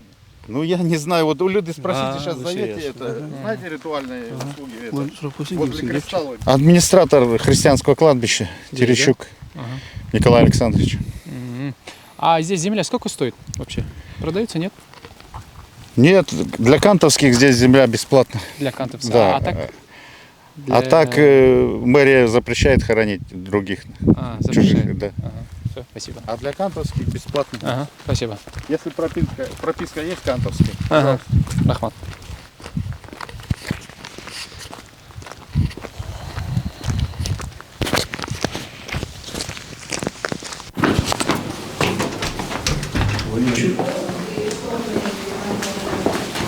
Руководитель аппарата здесь? Секунду, пожалуйста. Как? Секунду, сейчас. Да. Все, давайте. Сейчас она разговаривает. Можно мне туда? Она попросила меня так. После обеда только. Я утром буду иметь процесс. Октябрьский. Она разговаривает. Саңыз рұқсат па? Рұқсат та? Мейлі жол екен, бұл жақта сізге жөнелтішті. Саламатсыз ба? Аты жөнім Мұнарбек. Біз ушул моргқа келгенбіз бір марқұмның жоғалышы бойынша. Марқұмның жоғалышы бойынша? Жоқ. Келсек көміп салышқан, қайсы жаққа көмілген белгісіз. Ошо марқұмдың ошо туғандары Ал бізде моргто болчу ушул жерде. Бул райондук поликлиникага кирет да, биздин шаардык эмеге кирбейт. Ошол себептен ошол себептен Ысык Ата райондук мамлекеттик администрацияга караштуу. Ал бизде дети Кант шаарында эле ушул көчө менен өйдө чыксаң. Жанагы кладбищке кимге карайт? Сизге карайбы? Бизге караштуу болот. Маркум орус бекен же? Жок, кыргыз. Кыргыз бекен. Жок, анда бизде биякта Кант шаарында кыргыздарга эме жок да. Бирок ошол Люксембург айыл аймагында бар, бирок аяка бизде муниципалдык ишкана бар, эмгектүүлүк деген. Ошолор менен макулдашылып туруп, анан кийин маркумга берилет. Маалыматты ошолор ошондой болот. сөзсүз түрдө ошондой болот. Мындай болот. Сизге дагы уруксат беришпей суралайм да. Прежде чем көмүр алдында бизден заявка аласыңар, туурабы? Биздин мурдун өлүп бесхозун жасаса заявка беребиз да. Орус болсо, орус деп, туурабы? Силер андан кийин бирөөгө айтасыңар, акчаны бөлүп беребиз, көмүп бер деп, туурабы? Же булар биринчи көмүп турган силерге келеби? Кандай болот? Ошондой болобу? Жок, уруксаты жок, маркум көмө албайт. Анын үчүн муниципалдык ишканадан уруксаты, мисалы, мусулман маркум болсо, мусулман эмесинде, көрүстөнүндө, христиан болсо, христиан көрүстөнүндө, Кант шаарынын аймагында жайгашкан. Азыр болсо бизде жана АТРден кийин Люксембург айыл аймагы кошулганда, эми мусулмандарды мурда ушул аябай чоң көйгөй болчу да Кант шаар боюнча. Азыр эми кошулуп, ошо бизде Люксембург айыл аймагында мусулмандардын маркум койгон жери бар, көрүстөнү бар. Ошол жерге уже макулдашы менен сөзсүз түрдө эмгектүүлүк деген муниципалдык ишкана бар, ошол жер менен макулдаштырып. Эми бир акыркы суроо бере алайын. Ошол маркум кыргыз жараны, мусулман жигит азыркы учурда ошол орустардын кладбищесине жатат экен. Биз барып көрүп келдик, бирок кайсынысы 3 маркум койгон бир күндө. Бирок кайсынысы экени белгисиз да. Эч ким билбейт экен, аны казып көрүш керек. Ошол туура эмеспи? Сөзсүз түрдө туура эмес. Бул макулдашуу буларга ким жооп берет? Бул жерден эми мындайынча айтканда сиздер азыр сиздерден биринчи жолу угуп атам бул жөнүндө. Биринчи себепти билиш керек. Ал жанагы сиз айтып атпайсызбы? Поликлиникадан маркумду алып чыгып кеткен, ким алып чыгып кеткен? Кимдин уруксаты менен ошо именно христиандардын көрүстөнүнө коюлуп калган, ошону такташыбыз керек. Бул болсо уже соответствующие органы должны, наверное, ответить. Мен айтып атам да. Ушул жер маселеси боюнча мисалы Кант шаарындагы өзүнүн жергиликтүү жарандар үчүн бекер. Ооба. Жок, мындай да, мурда Кант шаары боюнча мен жана айтып кеткендей, мусулмандардын көрүстөнү жок болчу, бул аябай чоң көйгөй болчу. Ошол себептен Кант шаардык мэрияси башка жанындагы жайгашкан айыл аймактарга кайрылганга аргасыз болчу. Же болбосо ошол эле маркумдун туугандары издечү да, төрөлгөн жерин алып кетишчү, же ушундай сыяктуу болчу да. Анан жакын жайгашкан азыр сиздер билгендей жана административдик реформадан кийин Люксембург айыл аймагы кошулган. Мурда Люксембург айыл аймагында жергиликтүү кеңештин токтому менен бекитилген маркумдарды коюу боюнча тартиби. Бул токтомдо ошол жергиликтүү элдердин ошо жерде акысыз коюуга мүмкүнчүлүгү бар болчу туугандарын маркумдарды. Азыркы учурда ал токтом мындайча айтканда административдик реформадан кийин ал токтом кайра каралган эмес. Мурдакы баягы жокко чыгарылбагандан кийин ал дагы эле ошо баягы күчүндө деп эсептелинет да. Реформадан кийин Кант шаары кошулгандан кийин сөзсүз түрдө Кант шаарынын тургундарын, именно мусулман тургундарын маркумдарды ошо жерге койгонго мүмкүнчүлүгү бар да. Башка аймактан келгендерге, мисалы Люксембург ошо айыл аймагында, мурдакы Люксембург айыл аймагында токтом менен бекитилгенде суммасын тилекке жараша так билбейт экен, бирок болжол менен канча? Болжол менен ушу 10 000 сом деп коюлса керек эле. Ал муниципалдык бизде ишкана бар. Азыркы учурда деле иштешет, Эмгек Люкс. Ошолор аркылуу ошо уруксат менен анан уже маркум коюлчу да. Мисалы башка айыл аймактан же болсо Нарындан болобу, Таластан болобу, мисалы оштук бирөө бул жактан каза болуп калса, бул жактан 10 000 сомго коюлат. Коюш үчүн ошо Люксембург айыл аймагынын жеринде коюш үчүн анын үчүн уруксат алышы керек болчу да, ошо муниципалдык ишканадан.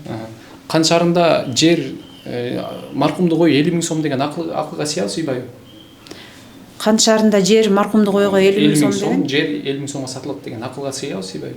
Жок, бул андай түшкө да кирбейт болуш керек, э? Жок, андай болушу мүмкүн эмес. Мен мындайды даже уккан эмесмин. Биздин ошо жоголуп кеткен маркумду алып барып коелу десе, 50 000 сом сурашыптыр. Андай болушу мүмкүн эмес. Анын үчүн такташ керек деп ойлойм. Ким сураган?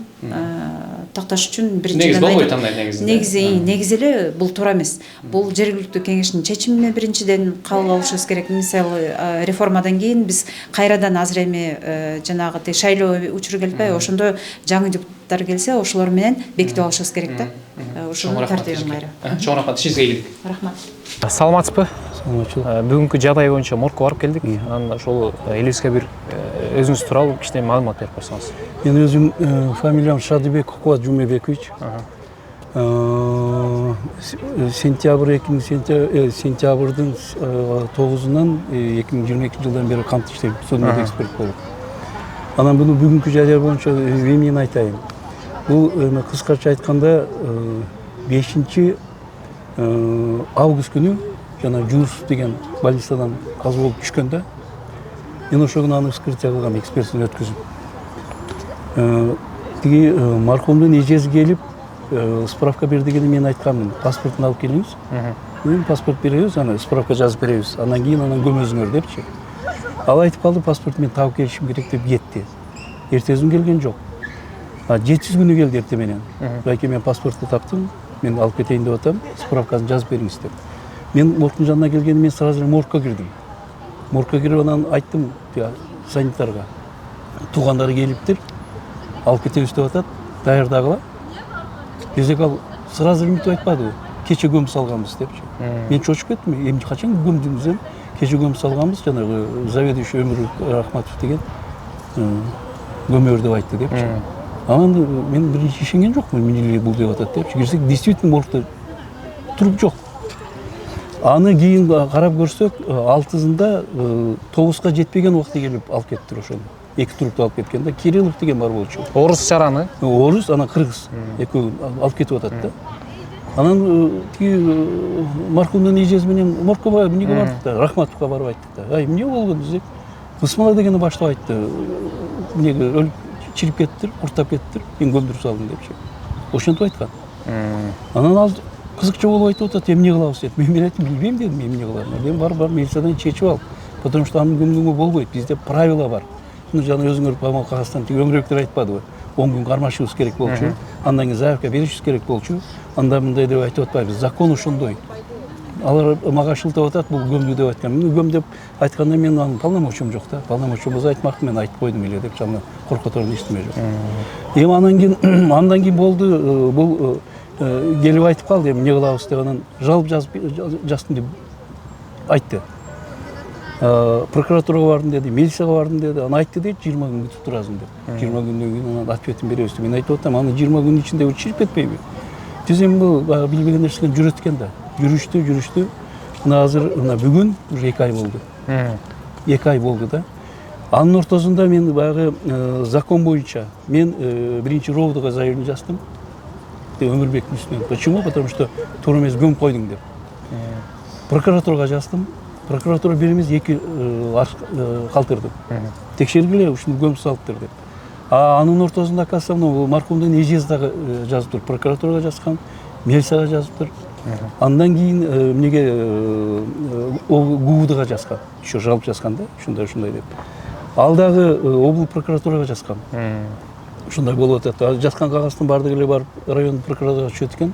Ал жактан чыкпай атат да. Мына азыр мен билбейм кандай болгонун, муну может өзү айтып берген болуш керек кок. Канча жолу барганын. Мен азыр данный момент трупты таба албай жүрөт да. Трупты таба албай атат. Мен да билбей атам, каяка көмүлгөнүн билбей атат да. Биз сиз менен жана барып келдик. 3 маркум жатат. Орустардыкы. Бирок кайсыныкы белгисиз. Эч ким билбейт. Эч ким билбейт. Бирок ошол жерде жатат үчөөнүн бирөөсү. Эми мындайда аны только Кудай билет. Үчөө ошонуку аныкы эмес экен. Себеби бизде мына правилада. Силерге көрсөтпөдүмбү? Ал жерде жазылып турат. Мэрияга беребиз заявка. Заявка көмгөндөн кийин ал жерге крест коюп жазат. Мунугул туруптун фамилиясы муну ушул жерде номер берет. Ал жерде бар бекен? Жок эч нерсе. Жок, эчтеме жок. Мына сиздер өзүңөр да мэрияга кирип чыктыңар. Ал жерде түшүндүрүп берди силерге да, кандай экенин. Мен эми айтайын дегеним дальше. Мен бул боюнча дагы жаздым. РОУДга жаздым, бир эмес 2 жолу. Прокуратурага жаздым, Ысқаты районунун бир эмес 2 жолу. Эч ким тыянак чыкпаганда облус прокурорго жаздым. Облус прокурор почему-то менин жалобымды районго берип коюп атат. Ал до сих пор каралбай жатат.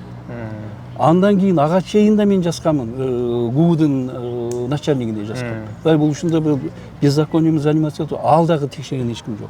Мына мен азыр өткөн неделя күнү мен силерге официально айтып коеюн, мына генеральный прокуратурага 2 жалоба калтырдым. Эми бул жактан тыянак чыгат деп ойлоп атам. Почему? Потому что муну чын айтам билбейт. Эмне болуп атканын билбей атат да. Мен до сих пор билбей атам да, муну кандай ой менен көмгөндү билбей атам. Эми көмгөн болсоң сен көрсөтүп кой дейт, көмүлдү дегенде, туурабы? Биз каалагандар может аны чукуп алып кетет. Эми анын бунда процедурасы бар да. Жөн эле барып бир жерге көмүп койсо, мен аны эртең чукуп алып кетет турганда бул башка нерсе эмес да, бул оокат эмес. Муну ал милициянын постановлениеси менен чукуп аласыңар. Мэриянын уруксаты менен чукуп аласыңар. Действительно ошол. Аны эртең аны бир установить этиш керек. Самом деле ушул эмеспи? Мен айтып барбадыкпы? Ошол убакта айтып атпаймынбы? Жанагы бир орус жолуга айтып атканда, ой, бул жерге экөө эмес, мен ошону билип калдым да. Дагы бирөө көмүп турбайбы депчи. Мына бүгүн барып өзүңөр көрдүңөр. Үчөөндө тең белги жок. Ал орус айтып атат. Көмгөндөн кийин бөтөлкөгө бир номер салып туруп чыштайт экен. Анан ошондо таап алат деп атат. Ал жерде аны каяктан билебиз ал? Ким жатканын? Аны билбей атпайбыз ба?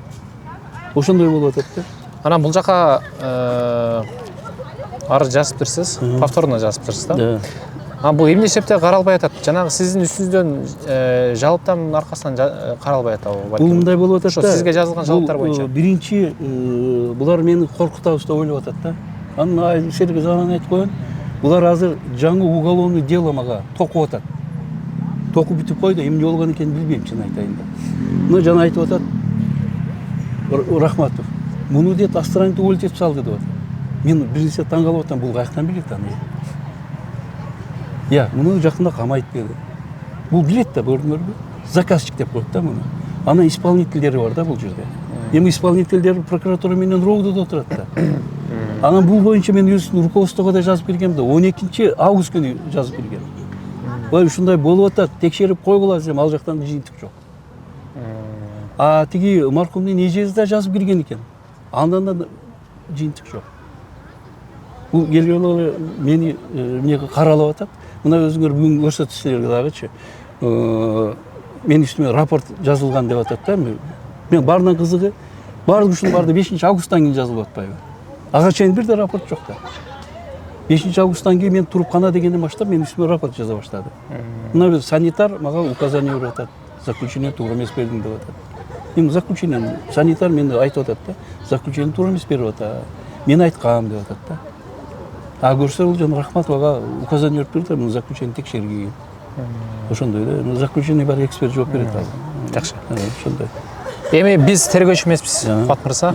Буюрса бул нерсени көрүүчүлөрдүн арасынан балким биздин башка органдарыбыз, балким Канышбек Кыдырчаевич өз көзү менен алат, балким президентибиз Садыр Нуркожоевич көрөт. Албетте бул жерде адилеттүүлүктү талап кылабыз. Биздин эң негизги максат ушул адилеттүүлүктү таап, кылмыштуулар жазасын алсын дейли. Эң башкысы тирүүлөр тирүүсүндө кандай урматталса, өлүктөр дагы, маркумдар дагы өлгөндөн кийин ошондо урматталышы керек. Туура нерсе. Эми бул боюнча мен дагы силерге түшүндүрүп берейин. Мына ушунун кагаздын бардыгы прокуратурага жазылган, РОУДга жазылган. Жыйынтык чыкпагандан кийин муну мен президентке жаздым. Ушуну текшерип берип койгула, комиссия түзүп койгула. Ушундай болуп атат деп, мына бир 7 лист менен жаздым. Мына мен бул жерден көрсөткөнмүн, бул делонун бардыгын ГКМБга бергиле, ошол жерде текшерсин деп. Деп берсем, почему-то бул менин жазган жалобым Минздравга кетип калды. Мен бул жерде аяктан жазып атам, Минздравда процветает коррупция деп айтып атам. Бул жерде көп сөздөр жазылган. Ушуну текшергиле. Элдерди кыйнап акча алып атат деп жазып атам бул жергечи. Деп жазсам, Минздравга берип салыптыр. Минздравда муну бир замы жазыптыр. Мен фамилиясын айтып бере коеюн да, чочуп жүрбөсүн да. Муну эмтип жазып атат. 27 сентябрь күнү. Мен 3 сентябрда президентке чыктагам. Почти уже 20 күндөн кийин да. Мынтип жазып атат. Мага ответ берип атат да. Министерство здравоохранения Кыргызской республики, рассмотрев ваше обращение, дейт, на действие руководства. Бул жерден грамотный адам на ваше обращение президенту деп жазыш керек да. Я мен министрге жазгам. Мен министрге канча жолу жазгам, ответ алган эмесмин да. Мына азыр дагы ошентип жазып атат да. На действие руководства деп жазып атат дагы. Ваше заявление будет рассмотрено комиссионно, дейт. Куда должен быть включаться консультант Минздрава по аудиту, да, который не находится в регионах, по плану организации. По приезду, консультанты по аудиту проводится проверка по результатам, которые дополнительно сообщаем. Кызык болуп атабы? Мен сага жооп бербейм деген сөзү да бул. Аудит келбей калса эмне болот анда? Мен бул жерде аудиттин кереги да жок бул жердечи. Бул жерде булардын действиясы бар. Почему, вот, например, бул жерде көрсөткөм. Почему турупту до сих пор бербей атасың? Эми бул тигилер айтып атат. Туруп каерде экенин болсо билсе, РОУД прокуратура менен постановление чыгарат, чукугула депчи. Чукуп алса болот анычы. Тапса болот да. Тапкандан кийин аны установить этиш керек. Действительно ошол адам өлгөнбү, көмүлгөнбү, же башкабы деп. Ал жерде мында да орус болсо, орустардын эмнесине калачписана болот. Кыргыз болсо, кыргыздарга койлот да. Кыргызстандын эмнеси бар дейм, жанагы баягы ак кооруп, ичине молду бир адам катары көмүш керек да. Муну кара эле бир пленкага барып эле чытап койгон. Эми бизде Кыргызда билесиңер, мусулмандарда баягы айбанын салат дейт, айбанын ошондо. Анан эми азыр ал ташты таштадыбы, эмнени таштаганын билбейм. Үстүнө чытап койду да. Жерди казып туруп эле үстүнө кум таштап койгон турбайбы? Тиги жерде ямалар турбайбы? Ооба. Ошого чытап туруп эле үстүн көмүп коет, болду, всё. Эчтеме жок ал жердечи. Только ал азыр кара эмнеге оролуп жатат. Эми потому что видеокамераны караганда пленка менен келип атат да. Пленка оруп алып чыгып кетип атат. Чоң рахмат. Эми аны көрдүк. Эми суроо сизге. Булар айтып атат, ошол маркумду алып чыгып кетип атканда сиз өзүңүз жүргөн дейт ал жерде басып. Сиз каякта болсуңуз? Мен алып чыгып кеткенди көргөн эмесмин. Бул жана видеокамерада мындай болуп атат. Мен моргтун эшигине чыгып келатам. Чыгып келип аяк биякты карап мен бул жака кеттим да, кабинет жака. Ошол моментте тиги жакта турган машина артына келип туруп алып кетип атат. Сиз чыгып кеткенден кийин? Мен аларды уккан да эмесмин, көргөн да эмесмин. Өзүңөр ойлосоңор, мына мен 5-нде вскрытие кылсам, 6-сында аны мен көмдүрүп эмне кылам аны? Ну, смысловой какой, айтсаңар. Бул жерде биздин правила боюнча, правилада заведующий чечет деп турат. Заведующий жок болсом, эгер мени үйгө койсом, мен чечем анда. Мен ал закон боюнча 10 күн минимальный күтүшүбүз керек. Андан кийин заявка беребиз. Мына мэриядан да айтып атат. Заявка алгандан кийин анан көмө турган адамга акча которот. Ал жар анан келип туруп, ачып, анан мусулманга коет, орустарга коет.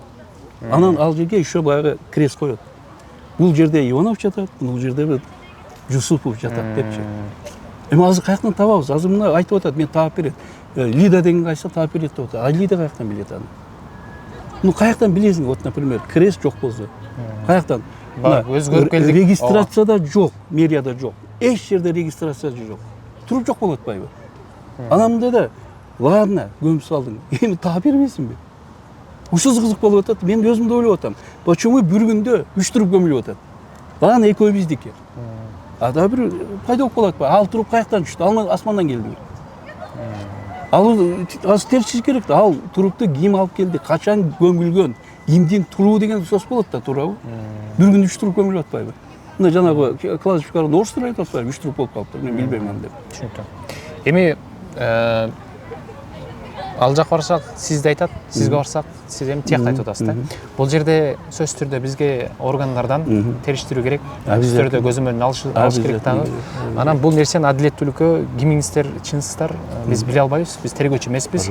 Бул нерсени ошол инсандарга тапшыралы дагы. Адилеттүүлүккө чогуу жетели. Биз мындай да, мен силерге дагы айтып коеюн, адилеттүү болсун деп мен жазып келип атпаймынбы? Мен жазбай койсом айтса болот эле, жазган жок бул зам ишинде. Мен жазып эле атпаймынбы? Мына акыркы инстанция мына генеральный прокуратурага жаздым. Президентке жаздым. Эми дальше возможно, Кудайга эле жазам, билбейм, жетсе. Мен силерге сел жеткизем. Буйруса. Чоң рахмат сизге. Ардактуу көрүүчүлөр, мына ушуну менен бүгүнкү чыгарылышыбыз аягына чыкты. Бирок биз бул берүүбүздү токтотпойбуз. Кийинки чыгарылыштарда көрүшкөнчө сак саламатта туруңуздар. Биз адилеттүүлүккө сөзсүз жетебиз.